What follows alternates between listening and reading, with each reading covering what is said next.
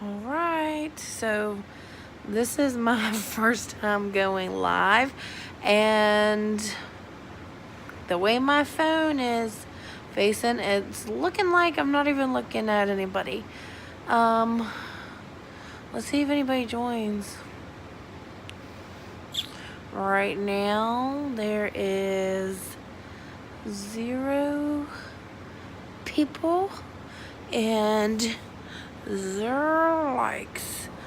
Does it only... Oh, so it only does work if it's interesting. So, because you'll be able to play this back even if no one's on here.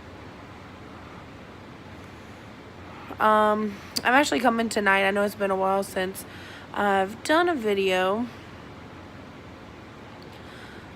but the last time you guys had seen a video of mine, I had told you that we had gotten our baby girl.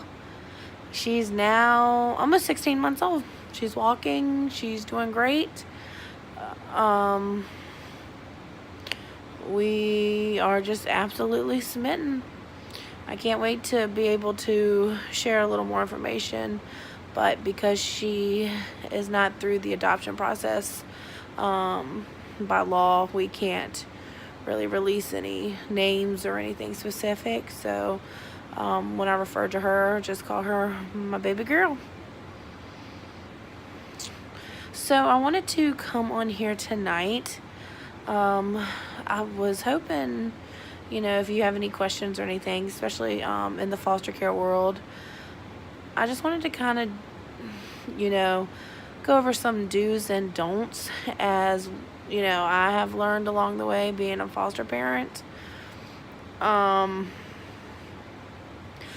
of the do's, I would say that have been the best, that work for my husband and I would say, make sure as a foster parent, if you have children, especially teens coming in the home with cell phones and computers, things like that, make sure a good idea would be to have an agreement typed up where you would sit down with your foster child and go over the rules for the device in your home and set clear boundaries so that they're aware of expectations you have, and that if something were to happen, you find something inappropriate or the child's doing something they're not supposed to, that when you have to do checks or something's going to be taken away, it's kind of laid out in the contract that they signed and agreed to. So I definitely, especially with these cell phones these days, in social media, especially with teenagers, you'd be surprised what they're doing. Another do, make sure you're involved, especially with school. Your child has IEP, if you're fostering children that have trauma, things like that, you want to make sure the school, has every resource that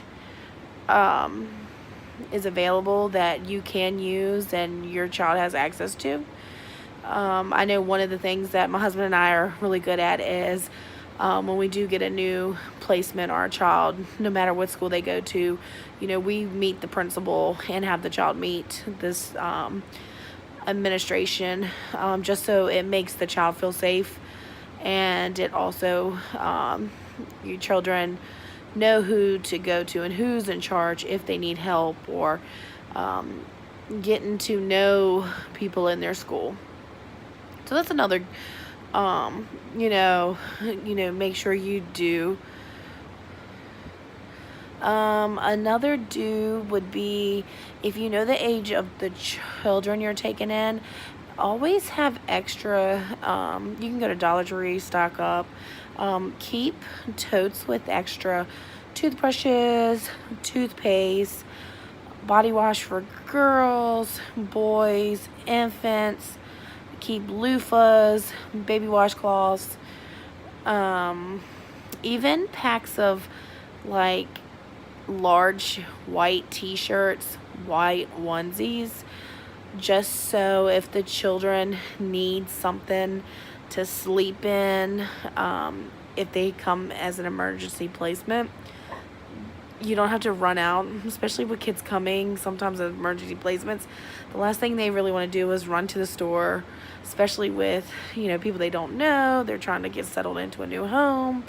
They've come out of a traumatic situation. So the last thing they want to do is, hey, let's run to Walmart, or more or less it should be, hey, do you want to go check out your room? Let's go look at the backyard.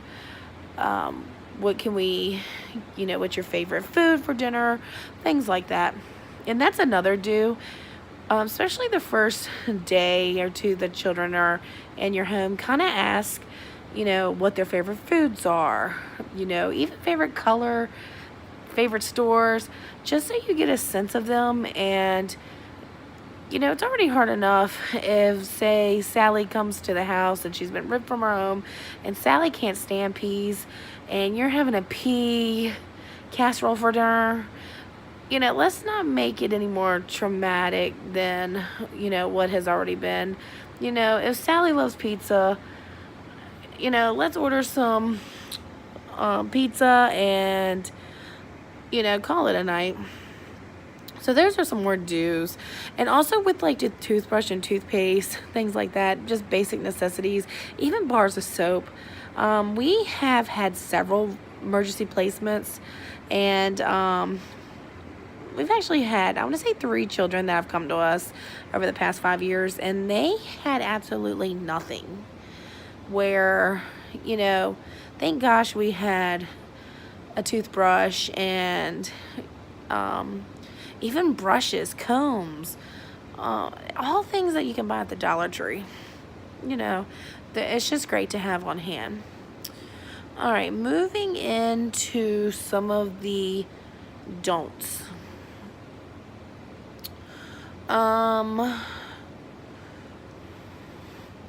Let's see. I would say a don't. Especially if you have teenage foster children, make sure when they come in the home, you're loving, but you're not their friend, you're their parent. So make sure you have clear expectations. Make sure there's rules posted. That's one of the things we've learned along the way. When you have clear rules in your house, it's easier for children to follow. It can be as simple as, if you want a child to fix their bed every morning, write that down on a chart. A lot of these children, it's not like they're not doing things, but a lot of them come with trauma and short-term memory issues, things like that. So I find having a little chart, or just something they can look at, so they know that every morning we get up, we fix our bed, we brush our teeth, we come down for breakfast, we catch the bus at 7:45, and that actually makes mornings pretty easy in the house, just the kids knowing schedules and routines. And I'm gonna tell you now, kids thrive off routine. I'm an adult and I thrive off routine. If routine is messed up for me, it just doesn't work. So that is a great, don't just have the kids rolling up, and they don't know what's going on in your house. They don't know your rules. Just be clear, be honest, be upfront. I think everybody can appreciate someone in their life that's honest and caring, but also willing to help and show them the way. Another don't is, especially when it comes down to children that you get foster that are going back and forth with bio family and talking to bio family, I would say be respectful, but definitely know your boundaries with dealing with the bio family. You know, you want to be professional as possible, and you know, especially children that are transitioning back to the bio family, you kind of have to remember that at the end, those children are returning back to the family. Those are their children. You're here to help, so make the transition easy on the children, but you know, definitely be respectful, and if any issues arise, make sure you're seeking help through whatever agency you're with or whatever support people you have, you know, that are around you. So those would be my survival tips. If you know, if I could think of anything else, I'll definitely do a part 2. If you have any questions, you know, about foster care or any issues you've come in contact with, you know, definitely leave me a comment below. I'll try to answer any questions you guys have. Make sure you give this video a big thumbs up, and please subscribe and like. I really want to get some more videos out.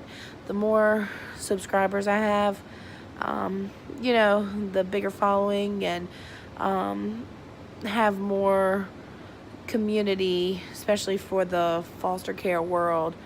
So with that said, good night. Goodbye.